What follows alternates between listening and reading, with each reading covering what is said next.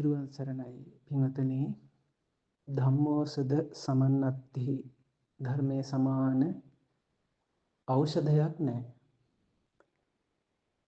කුමක් සඳහාද සත්හට වන භව දුකට වේදානම්. මේ සංසාර සාගරයේ සැරිසරන අපිට ඇතිවන සියලු මේ භවය ඇති කරන දුකට හේතු වන සියලු කරුණු වලට. ඉතින් මේ භව ගමන නවත්තන්නට අන්න ඒ අකුසල් දුරු කරන්නට උපකාර පිණිස සකස් කළ මේ මහා දිය උල්පතින් මහා ඖෂධීය උල්පතින් තවත් දිය දෝතක් බෙදා හරින මොහොතක්. අද අපිට යොමු වෙලා තියෙනවා 128 වන ඒ දහම් ගැටලුව. මේක යොමු කරලා තියෙන්නේ පින්වත් සමිත් මහත්මයා. මේ ප්‍රශ්නයත් පින්වතුනි අපේ මේ භව ගමන දිගු කරන්නට හේතු වෙන ප්‍රශ්නයක්. ඉතින් මේ ධර්මයේ ඖෂධයෙන් අපි ඒ ප්‍රශ්නකාරී තත්ත්වයෙන් මිදෙන්න ඉගෙන ගමු. ඉතින් මේ පින්වත් මහත්මයා අහලා තියෙනවා අවසරයි පින්වත් ස්වාමින් වහන්සේ ගමේ පන්සලේ හාමුදුරුවෝ. දුස්සීලයි නම් අප කුමක් කළ යුතුද?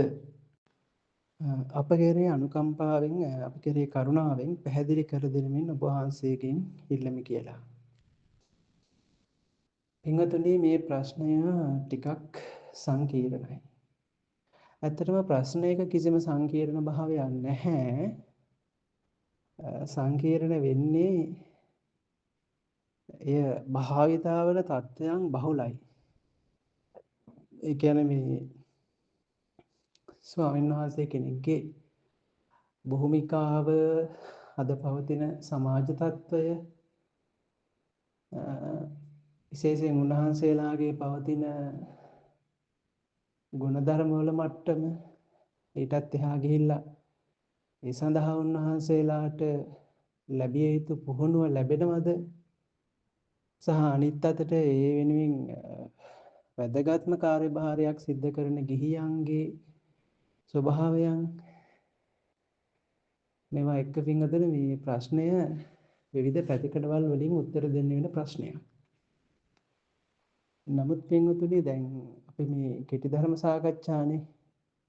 එතකොට නොවිසඳන යමක් ඉදිරියට අහන්න පුළුවන්. නමුත් ප්‍රශ්නයක් ඉතුරු නොවෙන්න තේරුම් ගන්න පුළුවන් මට්ටමට මේකට අදාළ සිද්ධාන්ත ණය ක්‍රම ටික මේකේ තියරි ටික මේකේ ඇතුලේ සිද්ධ වෙන හේතුඵල ධර්මතාවය පුළුවන් තරම් සරලව පහදලා දෙන එක තමයි අපේ ක්‍රමය. එතකොට නොනැක්තෙක්ට ඒක තේරුම් ගන්න ප්‍රමාණවත් වෙනවා සාමාන්‍යයෙන්. ඒ අනුව පින්වතුනි අපි බලමු මේ ඉස්සරළම අපි තේරුම් ගන්න ඕන දුස්සීල බව කියන එක. මේ බුද්ධ ශාසනයේ දුස්සීල බව කියන්නේ මොකක්ද? ඒක ඉස්සෙල්ලා තේරුම් ගන්න ඕන. දුස්සීල කියන්නේ දුක් සීල සීලයක් නැහැ. සීලෙන් දුරු කියන්නේ සීලෙන් තොරයි. එතකොට මේ ස්වාමින් වහන්සේලාට තියෙනවා ශික්ෂාපද 9180 කෝටි 50 ලක්ෂ 36000ක්. කීයක්ද? 9180 කෝටි 50 ලක්ෂ 36000ක්. මේ විශ්වයේ තියෙන විශාලම සීලය. ඒකට තමයි අපි කියන්නේ පින්වතුනි ගරු උපසම්පදා සීලය. මේක හරි බලවත්. කොච්චර බලවත්ද කිව්වත් නිවන් දුටු උතුමන් පවා ඒ කියන්නේ රහතන් වහන්සේලා පවා රහත් නොවූ නමුත් Tamanට වඩා මේ සීලයෙන් වැඩි උපසම්පදා වස් වලින් වැඩි ස්වාමීන් වහන්සේලාට පුතත්ජන ස්වාමීන් වහන්සේ නමකට උනත් වන්දනා කරනවා. දෙවියන් බඹුන් වන්දනා කරනවා. දැන් බ්‍රහ්මයන් කියන්නේ ස්වභාවයෙන්ම අටසිල් වල පිහිටපු ඊට ඉහළට ගියපු උත්තමයෝ. හැබැයි ඒ උත්තමයෝ පවා ගිහියන්ට නවදින්න පුළුවන්. හැබැයි ඒ ඔක්කොම අයිති වෙන්නේ ගිහි පිරිසට. ඒ නිසා මේ දෙවියන් බඹුන් පවා වන්දනා කරන සීලයක් තමයි මේ උපසම්පදා සීලය කියන්නේ. ඊතරම් මහා බරපතල සීලයක්. එතකොට පින්වතුනි සාමාන්‍යයෙන් අපිට මේ බයිසිකලයක් කුඩු කරනවා විනාශ කරනවා වගේ නෙවෙයි විශාල යුද ටැංකියක් විනාශ කරන එක. නේද? ඒ වගේ මේ උපසම්පදා සීලයක් කියන එක එහෙම එකපාරට විනාශ වෙන එකක් නෙමෙයි. ඒකට බොහෝ පියවරවල් තියෙනවා. නමුත් දුර්වල කෙනෙක්ට ඒක විනාශ කරගන්නත් පුළුවන්. එතකොට අපි මේ කෙටියෙන් සඳහන් කරොත් ස්වාමීන් වහන්සේලාට තියෙනවා සතර පරාජිකා. ඊළඟට සංඝාදිශේෂ 13ක්. ඊට පස්සේ දේ අනියත. ඊට පස්සේ 30 නිසංගිප්පචිති. ඊට පස්සේ පචිති. ඊට පස්සේ දුෂ්කට දුබ්බාසිත සීකියා මේවා මෙහෙම විවිධ විදිහට තියෙනවා. එතකොට ස්වාමීන් වහන්සේ නමක්ට ප්‍රධාන වශයෙන් තියෙන හතර තියෙනවනේ. ඔය හතර බිඳිලා නැත්නම් උන්වහන්සේ දුස්සීල නැහැ. මොනවද ප්‍රධාන හතර? උන්වහන්සේගේ නියමයෙන් හරි උන්වහන්සේගේ සියතින් හරි මිනිස්සෙක් ඝාතනය කළොත්. ඒ වගේම මේ කෙටියෙන් කියන්නේ ස්ත්‍රියක් එක්ක වේවා පුරුෂයෙක් එක්ක වේවා තිරිසන් සතෙක් එක්ක වේවා. මේ සමතිස් මාර්ග කියන්නේ මුගමඟ වසමඟ පසමඟ. ඒ කියන්නේ බුද්ධ මාර්ගය එහෙම නැත්නම් යෝනි මාර්ගය. මෙන්න මේ වගේ. ඇතුලේ තල 8ක් පමණ හෝ තම පුරුෂ නිමිත්ත ඇතුළු කරත් හෝ ඒ පුරුෂයෙක්ගේ නිමිත්ත මොවින් තොල් වලින් ඇතුළට ගත්තොත් හරි මෙන්න මේ මෛත්‍රණ ධම්ම පරාජිකාවෙන් පරාජිකා වෙනවා. ඊළඟට හොරකම් කළොත් ඒ කියන්නේ මේ ඊට අදාළ සාමාන්‍යයෙන් රජයේ දඬුවමක් දෙන මට්ටමේ දෙයක්. ඒ කියන්නේ හොරකම කොහෙත් මනුමත කරන්නේ මේ පොඩි දෙයක් කරත් ඒකේ සියුම් බව නිසා පරාජිකා වෙන්න පුළුවන්. උදාහරණයක් අපි හිතමු දැන් මේ රටේ රුපියලක් වෙන දෙයක් තව රටක රුපියල් 5000ක් වෙනවා නම් ඒක ඒ රටේදී කරොත් එහෙම පරාජිකා වෙන නිසා හොරකම අපිට කරන්න බෑ කොහෙත්ම. නමුත් සාමාන්‍යයෙන් අර මේ ගණනකටවත් ගන්න බැරි දේ නෙමෙයි මේ කියන්නේ විශේෂයෙන් මේ රුපියල් 1000ක් වගේ ටිකක් අර දඬුවමක් දෙන්න වටින යම් දෙයක් හොරකම් කරොත්. ඒ වගේම රහත් මගට නොපැමිණ මාර්ගඵලයකට නොපැමිණ තමන් රහත් වගේ මිනිස්සුන්ට ඇඟවීමෙන් ඔන්න ඔය කියන වැරදි හතරෙන් පරාජිකාවටපත් වෙනවා. එතකොට උන්වහන්සේගේ මහානකම නැහැ. මේ කෙටියෙන් කියන්නේ හරිසියුම්. ඒ හැර උන්වහන්සේ වෙන මොන දේ කරත් උන්වහන්සේ දුස්සීල වෙන්නේ නැහැ. කියන්නේ උන්වහන්සේ සින්දු කියවත් නැටුවත් ගීත ගායනා කරත් ස්ත්‍රියක්ව ස්පර්ශ කරත් ඔයගේ මිල මුදල් පාවිච්චි කරත් මේ දේවල් කරාට උන්වහන්සේ දුස්සීල කෙනෙක් වෙන්නේ නැහැ. මොකද තාම ප්‍රධාන හතර තියෙනවා. ඒකෙන් තමයි රැඳිලා තියෙන්නේ. අනිත් ඒවා ඉතින් බිත්ති වගේ වහල වගේ එහෙම තමයි. කණු හතර තාම තියෙනවා. එතකොට පින්වතුනි ඒ හතර ඇර වෙන වැරදි කරනවා නම් අපි යට කියන අලජ්ජි. ලැජ්ජාවක් නැති. බොහොම අශෝභන අසංවර කියන ගණයට තමයි ඒ වගේ ස්වාමීන් වහන්සේලා අයත් වෙන්නේ. ඒකෙත් විවිධ මට්ටම් තියෙනවා. කෙසේ හෝ සතර පරාජිකා නෝ ස්වාමීන් වහන්සේ කෙනෙක් දුස්සීල නැහැ කියන එක අපි මුලින් තේරුම් ගන්න ඕන. අලජ්ජී කියන ගණයට තමයි ධර්ම විනය හඳුන්වලා තියෙන්නේ. එතකොට දුස්සීල ස්වාමීන් වහන්සේ කෙනෙක් කෙරෙහි හෝ වේවා අලජ්ජී ස්වාමීන් වහන්සේ නමක් කෙරෙහි ගිහියන් කොහොමද පිළිපදින්න ඕන? මේක ක්‍රම දෙකකට මම පිළිතුරු ලබා දෙන්නම්. මුලින්ම ගත්තොත් පින්වතුනි මේ ශාසනය හඳුනගන්න ගොඩාක් මේ ස්වාමීන් වහන්සේලා ඇති කරලා තියෙන මේ හාමුදුරුවෝ ඇති කරලා තියෙන වැරදි මතයක් අපි මුලින් හඳුනගන්න ඕන. ඒ තමයි ගිහි ඇත්තන්ට අයිති නෑ හාමුදුරුවන්ගේ වැරදි පෙන්වන්න. ගිහියෝ කවුද හාමුදුරුවන්ගේ වැරදි පෙන්වන්න? සමහරවිට ගිහියොත් ඒ නිසා හිතනවා අපි කවුද හාමුදුරුවන්ගේ වැරදි පෙන්වන්න කියලා. ඒක වැරදි. ඒක ඊටාම වැරදි. ඊටාම අකුසලයක්. ඒ කියන්නේ පින්වතුනි මේ ශාසනයේ රැකෙන්නේ දැන් ඔය මේ ධර්මයෙන් නොදන්නකම නිසා බලන්න මේ කරන ප්‍රකාශ දැන් හාමුදුරු කෙනෙක් වරදක් කරාම එහෙම් මෙහෙන් ධර්මයේ ඉගෙන ගත්ත ඔය එහෙම් මෙහෙන් අහපු අය කියන කතාවක් තමයි ඕකනේ අපි කිව්වේ නැවක් ගිරෙන්නේ නැව ඇතුළේම සිදුරුණාම මේ හාමුදුරු ඇතුළින් නැයිම තමයි ශාසනය විනාශ කරන්න කියලා. ඒක හරි වැරදි. ඒ කියන්නේ අසම්පූර්ණයි. මේ ශාසනය කිව්වහම භික්ෂුව භික්ෂුණී උපාසක උපාසිකා සිවණක් පිරිසම අයිති. එතකොට මේ අය තමයි ඇතුළේ ඉන්නේ. එතකොට ශාසනය විනාශ කරන්න බෑ භික්ෂුන්ට විතරක්. උපාසක පිරිස උපාසිකා පිරිස භික්ෂුණී පිරිස මේ ඔක්කොමයි තියෙනවා. දැන් අද භික්ෂුණී නැහැ. ඉතින් මේ ශාසනය විනාශ කිරීමේ කටයුත්තේදී අද වර්තමාන පවතින තත්ත්වයක් එක්කත් විශේෂයෙන් කියන්න ඕනේ මේ ශාසනය විනාශ කරන්න බොහෝ සෙයින් දායක වෙන්නේ හාමුදුරු නෙමෙයි ගිහියෝ. ඒක මුලින්ම කියන්න ඕන. උදාහරණයක් දැන් මම මේ කියන්න යන කාරණාව ගත්තාම ස්වාමීන් වහන්සේලා වැරදි කරනවා තමයි ඒකට ගිහියෝ පිළිපදිනවා ඉතින් මම කියන්නම්. හැබැයි මේ ගිහියෝ වැරදි හාමුදුරු වැරදි කරන්නේ ඒකට ගිහියෝ උදව් කරන නිසා. උදාහරණයට මිල මුදල් භාවිතය ස්වාමීන් වහන්සේලාට කොච්චර අකපැද කියලා තියෙන්නේ තුන් තැනින් ඉවසන්න එපා. කියන්නේ අතින් හිතින් කයින් තුනෙන් ඉවසන්න එපා. ඒ කියන්නේ අතර ගන්න පිළිගන්නත් තහනම්. කයින් කියන්නේ තියලා යද්දි කටවහන් ඉන්නත් තහනම්. වචනයෙන් ඉවසනවා කියන්නේ අදලින් තියන්න කියලා. ඒකත් තහනම්. එහෙනම් ගිහි කෙනෙක් ඇවිල්ලා ස්වාමීන් වහන්සේට මුදලක් දෙනවා. මොකටද හරි ගන්න කියලා හරි. එතකොට ස්වාමීන් වහන්සේ මොකද කියන්න ඕනේ? ඉන්නේ සඳහන් වෙනවා උපාසකය මේ මුදල් පිළිගැනීම අපිට කැප නැහැ.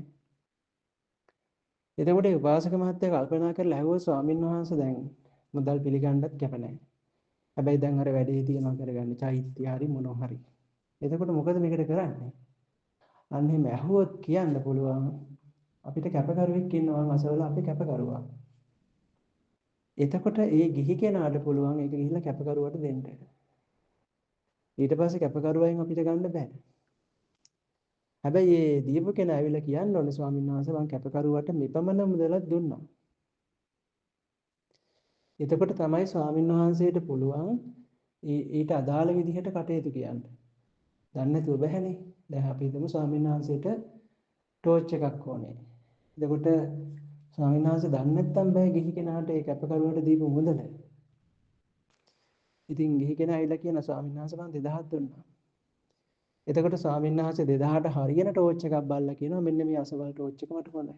මොකද ස්වාමීන් වහන්සේට කියන්න බෑ 2000 දීපගෙන දුන්නට පස්සේ කැපකරුවාට 3000ක ටෝච් එකක් කියන්න බෑ. ඒ දීප ගාන්න කියන්න ඕනේ. ඒ නිසා කැපකරුවාට දීලා ස්වාමීන් වහන්සේට කියන්න ඕනේ.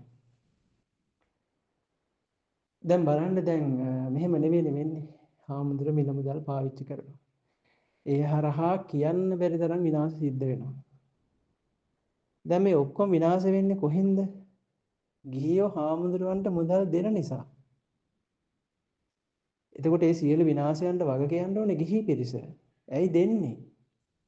දීලා ඊට පස්සේ කියන්න එපා මෙහෙමයි කියලා. ඉතින් ඒ නිසා ගිහි පිරිස තමයි ගොඩාක් මේ ශාසන විනාශයට හේතු වෙන්නේ. මොකද ස්වාමීන් වහන්සේලා පැවිදි වෙනකොට මේ කැපකිරීම කරලා ඉවරයි. එහෙනම් මේ ලේසියෙන් පැවිදි වෙන්න බෑ. ඔය කිව්වට පුළුවන් නම් පෙන්නන්නක පැවිදි වෙලානේ. එහෙම බෑ. එච්චර කැපකිරීමක් කරලා ආවට පස්සේ උන්වහන්සේට ඒක රැකගෙන යන්න ගිහි පිරිස කැප වෙන්න ඕනේ.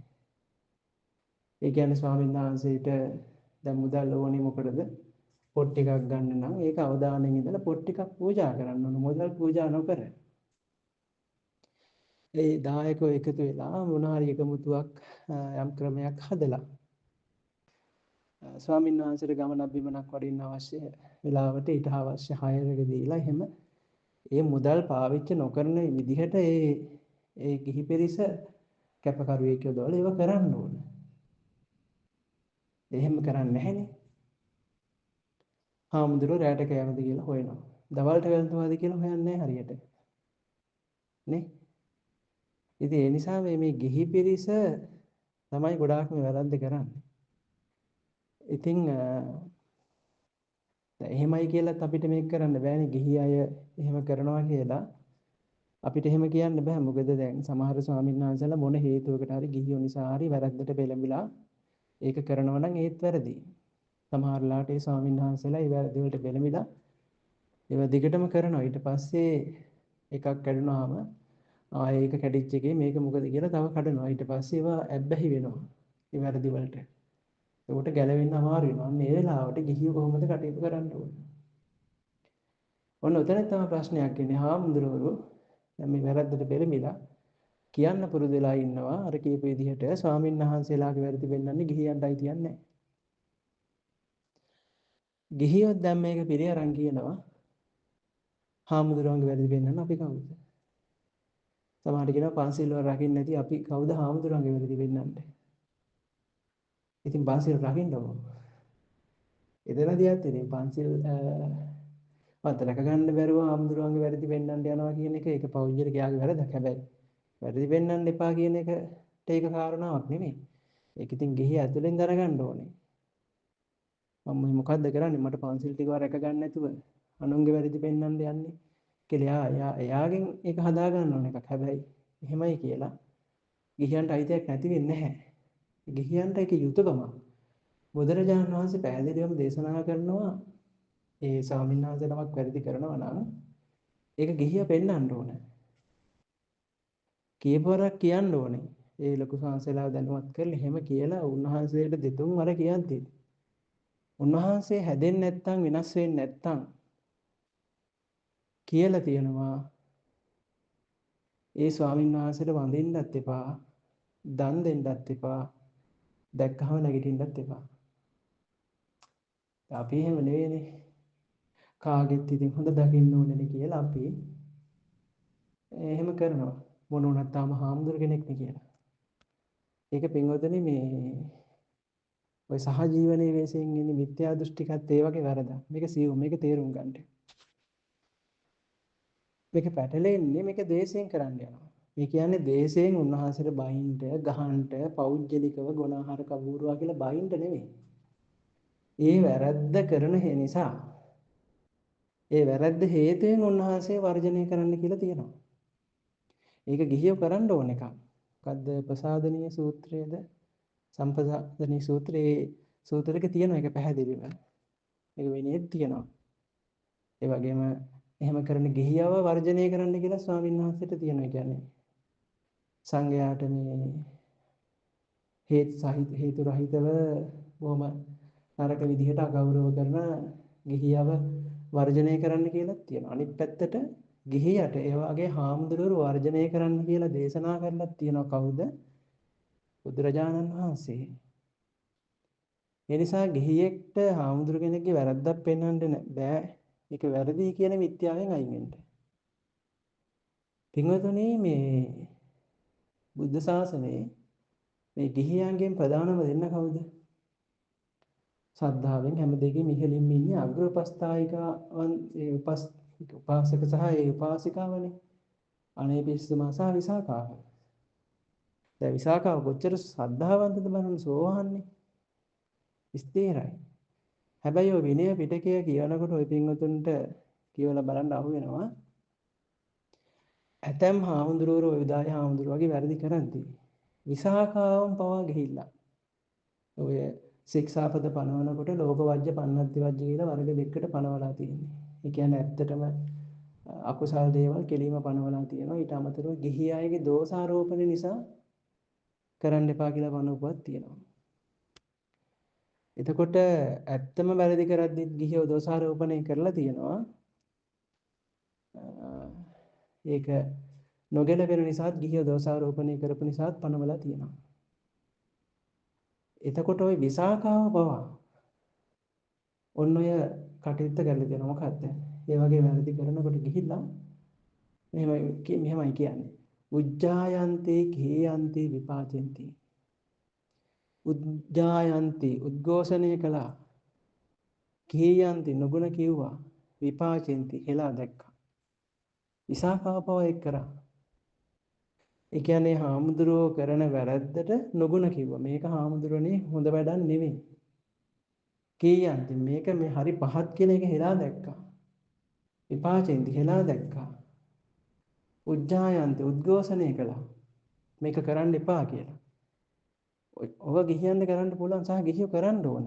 එහෙම කරන්නේ නැත්නම් ඒ ගිහියෝ දැන් එහෙම නොකරන නිසා තමයි මේ හාමුදුරුවෝ හිතමනාපේ වැරදි කරන්නේ. ඒක කරන්න ඕනේ. ඒක කුසලයක්. ශාසනය රැකගන්න ඒ දිහායි කරන්න ඕනේ. එහෙම නොකර කටවහගෙන ඉන්නවනම් ඒ කෙනාට මතු කාලෙක බුද්ධ ශාසනයක්වත් මුණ නොගැහෙවි. මොකද තමන් ජීවය ලැබෙන ධර්මයේ රැකගන්න කටයුතු කරලා නැහැ. කටවහගෙන ඉඳලා. ඒ නිසා ඒ වැඩේ කරන්න එපා.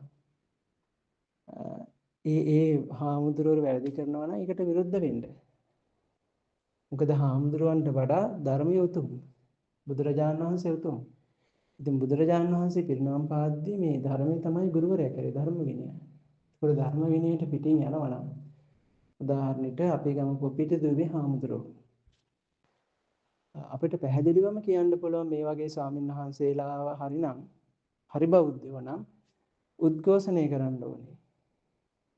නොගුණ කියන්න ඕනේ, හිලා දකින්න ඕනේ. උන්වහන්සේත් එක්ක කිසිම සම්බන්ධයක් පවත්වන්න බෑ. දන් දෙන්න හොඳ නැහැ, නැගිටින්න හොඳ නැහැ, වඳින්න හොඳ නැහැ. මේ ඒක බුදුරජාණන් වහන්සේ එහෙම තමයි මේ වගේ හාමුදුරුවන්ට කටයුතු කරන්න කිව්වේ. එතකොට පින්වතුනි මේක කරන්න ඕනේ. හැබැයි පටලව ගන්න එපා මේ දොස් කියන එකයි දොස් දැක්වීමයි දෙකක්. දොස් කියන්නේ තරහයි. දැන් ওই මිනිස්සු බයින්නේ ගණයා නේද? තට්ටයා, හොර ගණයා කියලා බයිනවා. එතකොට දුස්සීල නම් අපිට එහෙම බයින් එකටත් මොකුත් කියන්න බෑ. නමුත් ඒක වුණත් අපි කියන්නේ එහෙම මෙතන කියන්නේ දේශයෙන් කටයුතු කරන්න එපා. මොනවා හරි ඒ උන්වහන්සේව පෞද්ගලිකව උන්වහන්සේට ගහන්න බයින්න කියලා නෙමෙයි කියන්නේ. උන්වහන්සේගේ වැරද හෙලා දකින්න. එහෙම කරන්න ඕනේ. හැබැයි ඊට කලින් තව දෙයක් හිතන්න ඕනේ. මේකද මම අපූර්ව කතාවක් කියන්නම්. මම ওই පාදචාරිකා කරනකොට එක පාරක් අපේ දෙමව්පියන්ට ඩෙන්ගු වුණ හැදිලා ඉන්නකොට කුරුණෑගල රෝහලේ බලන්න මං දෙගමනක් විතර පයින් වැඩියා නාවෙන් ඉඳලා කුරුණෑගල රෝහලට කිලෝමීටර් 42ක් වගේ. ඉතින් ඔහම පයින් වැඩලා එන ගමනේ එක මහත්තයෙක් කුරුණෑගලට આવමෙති. මට මහපාරෙම වන්දනා කරලා වෑන් එකකින් ඇවිල්ලා බහැලා කිව්වා ස්වාමීන් වහන්සේ මේ අවසරයි කොහෙද වඩින්නේ මම එක්ක යන්නම් කියලා. ඉතින් කිලෝමීටර් 42ක් යන්න එපැයි. මං ඉතින් එතුමාට ඒ නිසා කිව්වා මට මේ යන තැනට එක්ක යන්න ඕනේ නැහැ. පුළුවන් නම් මේ ටවුමින් එළියට මාව ගිහින් දැම්මම ඇති. මොකද පින්වතුනි එහෙමත් කිව්වේ මහත්තයාගේ සද්ධාවන්තකම දැකලා. අනුග්‍රහයකටත් එක්ක මොකද ටවුමක නගරයක හරි කලබලයි යන්න වඩින්න අමාරුයි. ඒ නිසා. ඉතින් අතරමඟ එතුමාගේ නිවස තිබිලා මේ නිවසට වඩින්න කියලා ආරාධනා කරා. නිවසේ උඩ හරිම ලස්සන බුද්ධ මන්දිරයක් තියෙනවා. ඉතින් අපිට පිණ්ඩපාතෙත් ගෙයින් එළිය පූජා කරලා එතුමා යන ගමන් පන්සලක් පෙන්නලා කිව්වා ස්වාමීන් වහන්සේ අර පන්සලේ ඉස්සර ස්වාමීන් වහන්සේලා 6 නමක් හිටියා. ඔක්කොම සිවුරැලේ එක නමයි ඉතුරුනේ. එක නමක් කියන්නේ එක පොඩි ස්වාමීන් වහන්සේ නමක්. ඉතින් මම කිව්වා ඒ විගසම මහත්තයා ඒ ස්වාමීන් වහන්සේ පොඩි හාමුදුරුවෝ තාත්තා කෙනෙක් වගේ ආදරෙන් බලා ගන්න කියලා. ඒක තමයි මූලික දේ. ඉල්ලන දෙයක් දීලා. ඉතින් කිව්වා ස්වාමීන් වහන්සේ මම ওই පරණ කතාවක් කිව්වේ. ඇත්තටම මම එහෙම කරා. තාත්තා කෙනෙක් වගේ බලාගත්තා. පිරිවන් යවුවා, අඩුපාඩු හොයලා බැලුවා.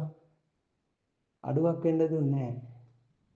ඉතින් උන්වහන්සේ මේ හැබැයි ටික ටික වැඩි හිටි වෙනකොට තරුණ වියට එනකොට පිරිවෙන අධ්‍යාපන ක්‍රමේ වැරද්දයි මේ විවිධ දෝෂ හේතුවෙන් අර ටිකක් දඩබඩ මුරණ්ඩු ගති පෙන්වන්න ගත්තා. මොකද්ද මේ මහත්තයා කරේ? මේ මහත්තයා හොඳ ස්වාමීන් වහන්සේලා මුණ ගැහිලා පැවිදි ජීවිතය හදාගන්න අවශ්‍ය පොත්පත් අදහස් දැනුම අරගෙන අර ස්වාමීන් වහන්සේට පූජා කරනවා ශාසනාවතරනේ. ඔය වගේ හොඳ පොත් පූජා කරලා ඒ පොත් වලින් ප්‍රශ්න අහනවා. ස්වාමීන් වහන්සේ මේ දස සීල කියන්නේ මොකද්ද?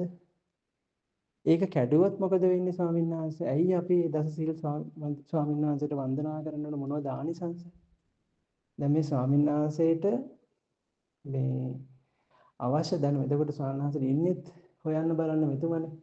ඉතින් හොඳට පොත් කියලා හොයන උත්තර දෙන්නත් එපා. ඉතින් ස්වාමීන් වහන්සේට අන්න එහෙමයි. එලාවකට කියනවා පොඩි හාමුදුරනේ අපි යම් පොඩි ජොලියකටත් එක්ක ට්‍රිප් එකක්. එහෙම තමයි කියන්නේ. පොඩි හාමුදුරනේ ටිකක් දැනෙන්න. හැබැයි එහෙම එක්කන් ගියාට මෙතුමගේ සැලසුම වෙන එකක්. කලින් කතා කරගෙන ඒ ලෑස්ති කරගෙන තියෙන ආරණ්‍ය එහෙම තියෙනවා. ඔය ලස්සන තැනක් දෙකක් පෙන්නගෙන ඒවටත් යනවා මේ ළඟ ආරණ්‍යයක් තියෙනවා බලන්න යන්න කියලා. ඉතින් ලොකු සංසලා මුණ ගැස්සවනවා. උන්වහන්සේලා උපදෙස් දෙනවා. ටික මේ මහත්මයා සිල් පිරිසක් හදලා බණ කියන්න හදලා ඒ බණවලදී ප්‍රශ්න අවශ්‍ය විදිහට යොමු කරලා මේ ස්වාමීන් වහන්සේට නොදැනෙන්න මේ ස්වාමීන් වහන්සේ හැදුවා. දවසක් මේ ස්වාමීන් වහන්සේ බොහෝම සතුටින් කඳුළු සහිත දෙනකින් කියනවලු වාසක මහත්තයා මට තේරෙනවා තාත්තා මේ මාව හදන්න තමයි ඔක්කොම කරේ කියලා. දැනගන්න නෙවෙයි කියලා. ඉතින් උන්වහන්සේ දැන් හරි හොඳ සිල්වත් හොඳ ස්වාමීන් වහන්සේ නමක්ගේ පළාතේ පන්සලක් දියුණු කරගෙන හොඳට මිනිස්සුන්ට කටයුතු කරන් ඉන්නවා. වැඩ ඉන්නවා. අන්න බලන්න පින්වතුනි හදාගත්ත විදිහ නේද? අපේ එහෙම නෙවෙයිනේ. වැරද්දක් වෙනකම් බලන් ඉඳලා ආමුදුරුත් එක්ක රණ්ඩු අල්ලලා එහා පන්සලෙන් ගෙන්නලා මේ අවුල් ගොඩාක් ඇති කරනවා. පින්වතුනි ස්වාමීන් වහන්සේලා කියන්නේ මිනිස්සු. ශාසනයට ආදරේ අය මහා පින් තියන අය. ඒ කියන්නේ ශාසනයට එන්නේ සැප විඳින්න නම් ඔය වඩා දේවල් කරන්න පුළුවන් නේ. ගුණ හේතුවට හරි පැවිදි වෙනවා කියන්නේ මහා පිනක්. ඉතින් එච්චර කරලා ආපු ස්වාමීන් වහන්සේලාව හදාගන්න එක අමාරු නෑ. ඉතින් ඒකට ගිහි අය ආදරෙන් ඉන්න ඕනේ. දැන් බලන්න හොඳ ස්වාමීන් වහන්සේලා ඉන්නවනම් හොඳට හොයලා බලන්න මේ ස්වාමීන් වහන්සේ වටේ ඉන්න ගිහි පිරිස හොඳයි. උන්වහන්සේ ගැන හරියට හොයලා බලනවා. හරියට හොයලා බලනවා. අපි දන්න නැත්නම් අහිංසක ස්වාමීන් වහන්සේලා දරන්න අමාරුයි. ඉතින් මහානාට සමහර ස්වාමීන්වහන්සේලා ගොඩාක් ශක්තිමත් නැහැ. කවුරුත් බලන්නේ නැහැ කියලා දිවිනහගත්තා ඉන්නවා. එහෙම නෙවෙයි හොඳ වැඩපිළිවෙලක් හදලා ඔක්කොම එකතු වෙලා ස්වාමීන් වහන්සේට සමහරට ස්වාමීන් වහන්සේට ලොකු ප්‍රශ්නයක් නම් ගෙදර ආයෙත් පවා එහෙම උදව් කරලා උන්වහන්සේගේ හැම පැත්තම බලලා උන්වහන්සේව රැක ගන්න ඕනේ. අන්න එහෙම රැක ගන්න ඕනේ. ඒ වගේම මිත්‍රයෙක් වගේ වෙන්න ඕනේ. එතකොටනේ උන්වහන්සේ දෙයක් කිව්වහම පිළිගන්නේ. දැන් හිතන්නකෝ ගෙදරක උන අපි කෙනෙක්ට වඳිනවා නම් හොඳට ඒ කෙනාට අපි ගැන ආදරයක් ඇති වෙනවා නේ. හොඳට සලකනවා නම් එතකොට හිතනවානේ මෙයා මෙච්චර සලකද්දී අපි හිතමු නෝන හොඳට සලකනවා නම් මහත්යාට නැත්නම් මහත්යා හොඳට සලකනවා නම් ඒ දෙන්න වැරදි කරනව අඩුයිනේ සමස්තයක් විදියට. මොකද මෙච්චර උදව් කරද්දි මම කොහොමද වැරදි කරන්නේ? අන්න එහෙම හිතන ගානට ස්වාමින් වහන්සේව ආදරෙන් බලා ගන්න ඕනේ. ඒ කියන්නේ වැරදි දේවල් දීලා නෙමෙයි කොල්ලෝ වගේ කරගත දාගෙන හාමුදුරු ඇසුරු කරලත් නෙමෙයි හොරතල් කරලත් නෙමෙයි සෙල්ලංකාරී බෝල බැට් ගිහින් දීලත් නෙමෙයි. ඒවා අකපයි. ඒ ගිහි අය ඒ ස්වාමීන් වහන්සේලාව ධාර්මිකව සෙනෙහසින් බලා ගන්න ඕනේ. ස්වාමීන් වහන්සේට නැතුව බැරි කෙනෙක්.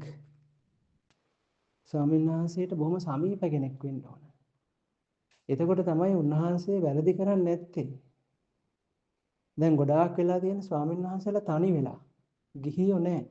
ඒකනේ කියන්නේ. හාමුදුරුවෝ කියන්නේ මුන්ගේ දානෙටත් යන්න ඕනේ, පිළිතටත් යන්න ඕනේ, බණටත් යන්න ඕනේ.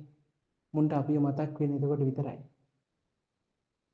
හැබැයි වැරදක් වෙච්ච ගමන් මුන් ඔක්කොම එකතුලා අපිට බයිනවා. ඈතයිනේ පින්වතුනි, ගිහියෝ හාමුදුරුවන්ගෙන් ඈත් වෙලා. වරදක් වෙච්ච ගමන් බයින්න බලන් ඉන්නවා. එහෙම කරන්න එපා. මේ ඇසුර ඉස්සෙල්ලා හදාගන්න. පොඩ්ඩක් පොඩි වැරදි තියෙනවා නම් ඉවසලා හිමීට සාමකාමීව අර උපාසක මහත්තයා වගේ බොහොම ආදරණීය සෙනෙහසකින් ඒ ස්වාමීන් වහන්සේලාත් එක්ක කටයුතු කරන්න ඕනේ. හාමුදුරුවෝ සල්ලි ඉල්ලනවා නම් උපක්‍රමශීලීව අපි කිවි උන්වහන්සේ එක්ක යන්න. මම දන්නවා ගොඩාක් පාරවල් වල ස්වාමීන් වහන්සේලා බස් එනකම් බලන් ඉන්නවා.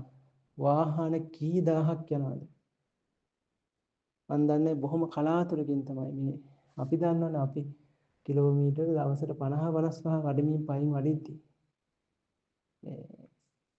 අපි දන්නවනේ අපිව පවා දාගෙන ගිහපු වාහන කොච්චර අඩුද මිනිස්සු පොඩ්ඩක් නවත්තලා ශ්වාසල එක්ක යන්නේ නැහනේ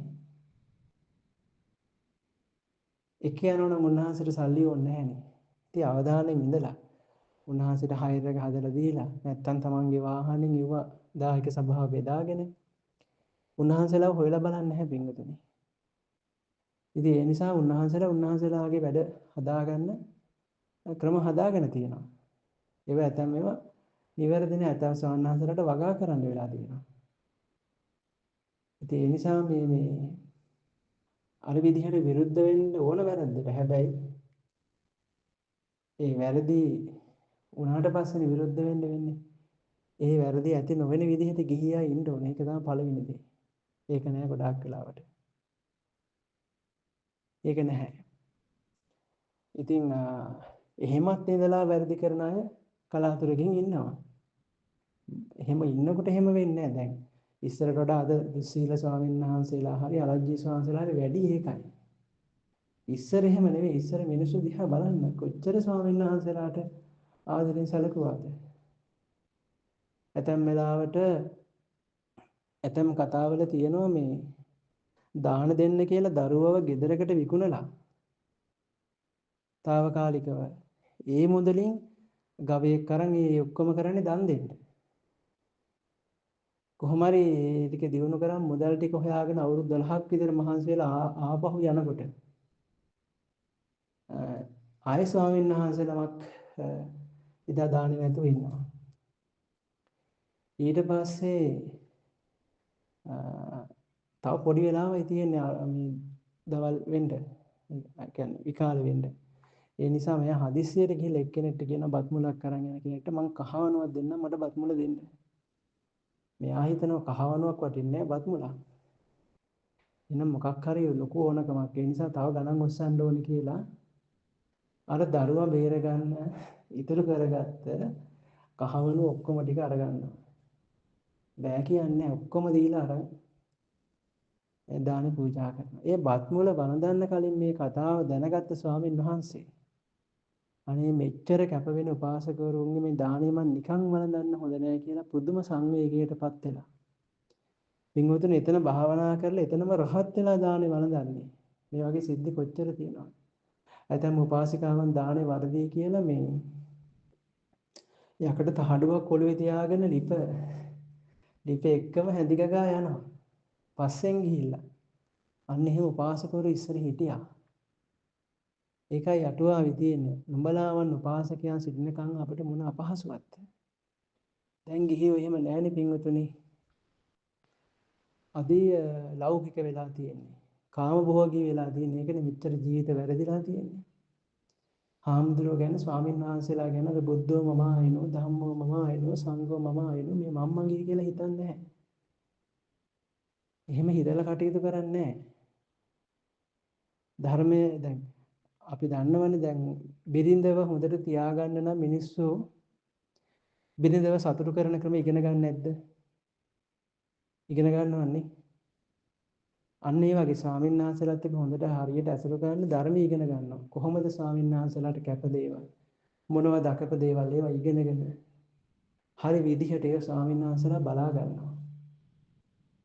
ගිහිවද බෞද්ධයා කියන වචනේ තේරුමක් දන්නේ නැහැ ලංකාවේ 90%. ඉතින් පින්වතුනි ඒක තමයි පළවෙනි වැරද්ද.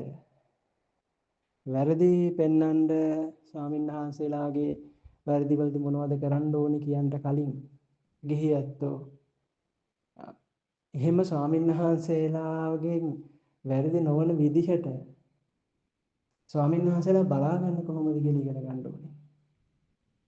එහෙම වෙනවා නම් ඔච්චර වැරදි කරන්නේ නැහැ. වැරදි ගොඩාක් අඩු වෙනවා. ස්වාමීන් වහන්සේලාගේ හිතේ මෛත්‍රිය කරුණාව උපදින විදිහට ස්වාමීන් වහන්සේලාව සෙනෙහසින් කරුණාවෙන් තමන්ගේ පවුල කෙනෙක් වගේ එහෙමයි කියන්නේ.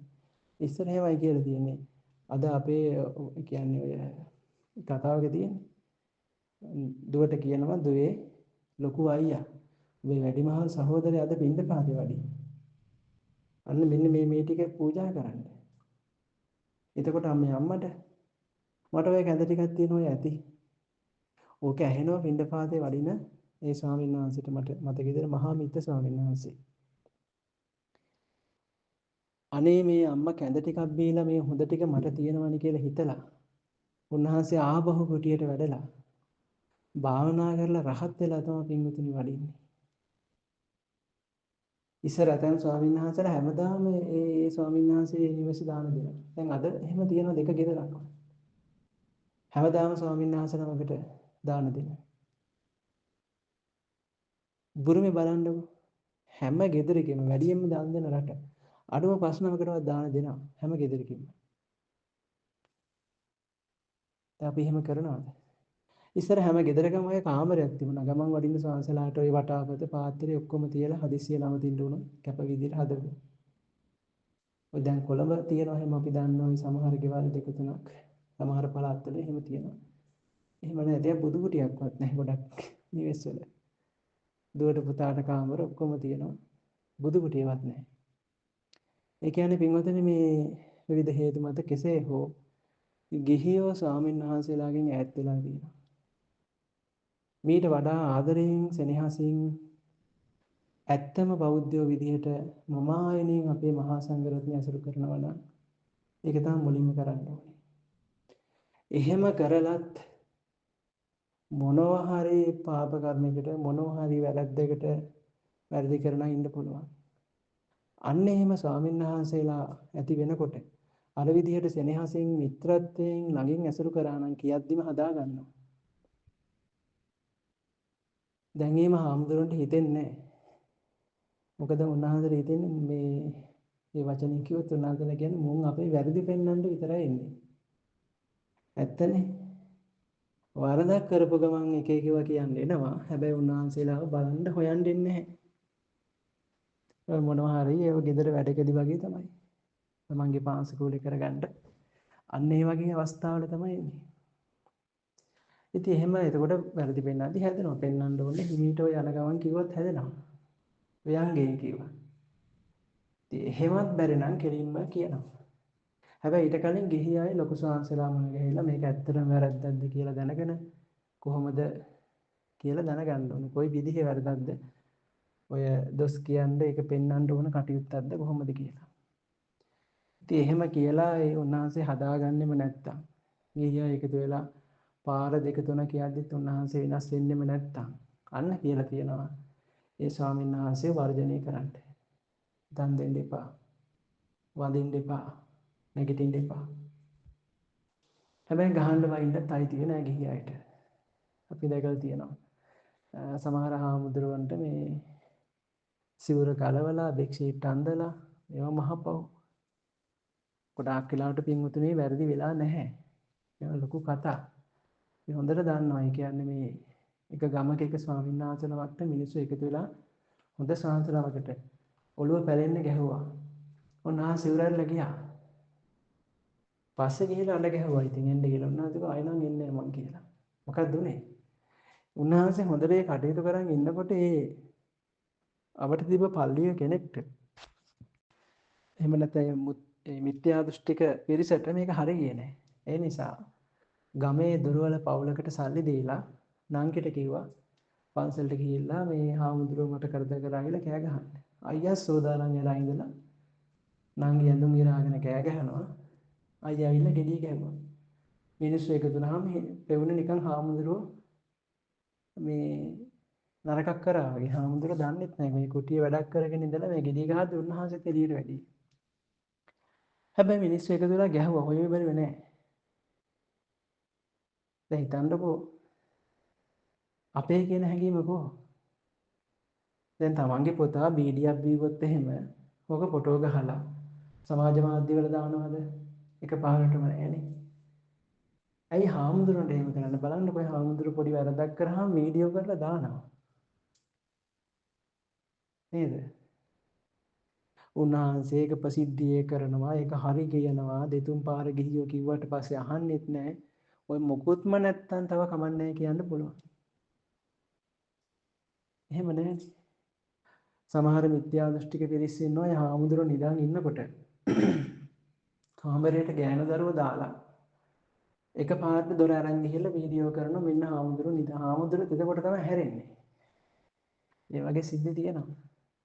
ඇතැම් අය හාමුදුරුවෝගේ සිවුරු පොරවගෙන බස් වල ගිහිල්ලා අසභ්‍ය සංගරා බල්ලා ගිහියෝ ගහන්න යනකොට බස් එකෙන් පැනලා දුවනකොට ඔන්න වෑන් එකකට දාන් යනවා. ඉතින් මෙන්න මේවා තියෙන ගොඩාක් පින්වතුනි කුමන්ත්‍රණ. මම කියන්නේ 100% කුමන්ත්‍රණම කියලා. ඇතැම් හාමුදුරුවෝත් මේ වැරදි කරනවා. ඇතැම් හාමුදුරුවෝ බ්ලැක්මේල් කරලා තියෙනවා.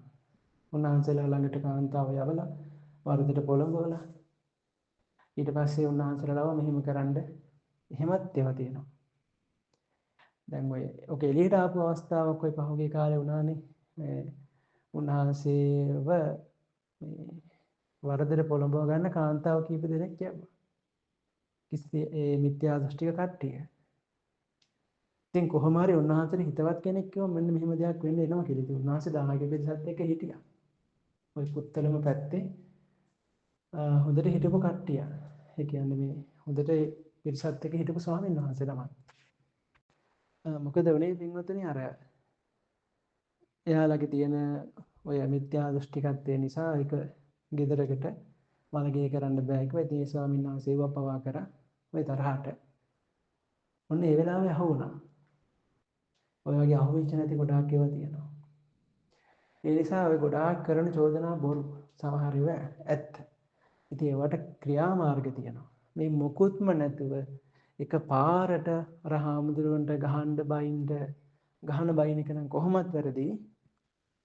උන්වහන්සේගේ වැරද්ද පෙන්වන එක තමයි කරන්න ඕනේ. ඒකත් හොඳට හොයලා බලලා ලොකු සංසල මුණ ගැහිලා දෙතුන් ගමන කියලා ඊට පස්සේ තමයි විරුද්ධ වෙන්න ඕනේ. ඉතින් ඊට කලින් කොච්චර ඒවා කරන්න තියෙනවද? ඉස්සෙල්ලා උන්වහන්සේත් එක්ක කතා කරන්න ඕන, හොයන්න බලන්න ඕන. මේ මොකොත්ම නැහැ. ඉතින් ඒ නිසා අපි කියන්නේ වැරදි කරනවා නම් ස්වාමීන් වහන්සේ නමක් කොහොමද කරන්න ඕනේ? උන්වහන්සේව ඇත්තටම හැබැහිම දැක්කනම් ওই පරාජික 4 එකක් කරනවා ලොකු සංසලව දැනුවත් කරලා ඉවත් කරන්න කටයුතු කරන්න ඕනේ. එහෙම කරලා කරද්දී ලොකු ස්වාමීන් වහන්සේට විරුද්ධව එහෙම යන්න නැතුව ඉන්නවනම් දන් නොදී ඉන්න ඕනේ. මේ නැගිටින්න හොඳ නැහැ. සම්බන්ධ ගන්න නවත්තන්න ඕනේ. ඉතින් ගිහියන්ගෙත් එකමුතුවක් නැහැනේ. ඉතින් එහෙම නැතුව අමාරු. හැබැයි එක්කෙනෙක් හරි මේක පටන් ගන්න ඕනේ. අපි එහෙම කරා මුදල් පින්ඩපාත යන හාමුදුරු කෙනෙක්. පින්ඩපාත නම් මුදල් වෙන්න බෑනේ. අපි කිව්වා ඒ කඩේ අපි දන්නයට දෙන්න එපා. දැන් ඉන්නේ ඒ කඩේට. අන්න එහෙම හැමෝම දෙන්න නැතුව ඉන්න ඕනේ. ඒ වගේ වැරදි වලට අනුබල නොදී ඉන්න ඕනේ. මුලින්ම උන්වහන්සේ හොඳින් මෛත්‍රියෙන් ඇසුරු කරන්නත් ඕනේ. වැරදි වලට නොවන විදිහට හොයලා බලලා කටයුතු කරන්නත් ඕනේ. එහෙම තමයි අපි කරන්න ඕනේ. එහෙම කරද්දිත් වැරදි කරනවා නම් ඒවට අනුබල නොදී ඉන්න ඕනේ. උදාහරණයකට පන්සලෙන් සල්ලි වලට පිරිකර ගන්න එක, මුදල් පූජා කරන එක, සමහර රැයට කණ්ඩෝයන් යනවා. දානේ කියාගෙන ඒවා දානේ නෙවෙයිනේ. එහෙම වුණාම පූජා කරන ඇත්තොත් එයාලත් නිරේ, හාමුදුරුවොත් නිරේ. එහෙම ප්‍රේත කතාවක් තියෙනවා. ඒ මහාඳුරන් කීමට වැරදි කරපු අය ওই ප්‍රේත ලෝකික කතාවක් තියෙනවා. තට්ටේ සහිත ප්‍රේතෙක් හිස මත ඇල්ලා ඉන්න උපාසිකාව. අර උපාසිකා ප්‍රීතිය කරන අසුචි තමයි අටින් එක්කෙනා කන්නේ. එහෙම ඉන්නෝනේ හාමුදුරු කියන හැම වැරද්දම කරන උපාසිකාව උපාසකයෝ. ඉතින් එහෙම වුණොත් හාමුදුරුවෝ කිව්වා කියලා නැහැ. කර්මය ගෙවන්න. මේ නිසා ස්වාමීන් වහන්සේලාව ආදරෙන් ඇසුරු කරන්න වැරදි නොකරන විදිහට. එහෙම කරද්දිත් වැරදි කරනවා නම් ඒවට අනුබල නොදී ඉන්න. අනුබල නොදී ඉන්න කලින් ඒ වැරදි කරනවා නම් ඒවා කියලා හදා ගන්න නැත්නම් සුදුසු විදිහට හදන්න උත්සාහ කරලා